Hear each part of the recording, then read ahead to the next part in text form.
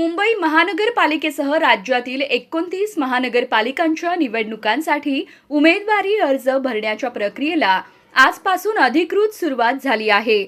उमेदवारी अर्ज दाखल करण्याची अंतिम तारीख 30 डिसेंबर असून त्यामुळे महापालिका निवडणुकांचा रणसंग्राम खऱ्या अर्थाने सुरू झाल्याचं चित्र आहे.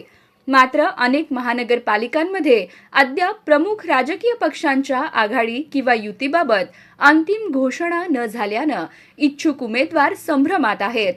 कोणत्या पक्षाचा झेंडा हाती घ्यायचा याबाबत स्पष्टता नसल्यानं आज बहुतांश इच्छुकांनी केवळ उमेदवारी अर्ज खरेदी करण्यावर भर दिला आहे. आज सोलापुरात अर्ज खरेदीसाठी मोठी गर्दी झाल्याचे पाहायला मिळाले. सोलापुरात निवडणुकीचं वातावरण तापू लागल्याचे संकेत मिळत असून येत्या काही दिवसात उमेदवारी अर्ज दाखल करण्याचा वेग वाढण्याची शक्यता आहे. दरम्यान आज सुरेश पाटील यांच्यासह अनेक इच्छुक उमेदवारांनी उमेदवारी अर्ज खरेदी केले.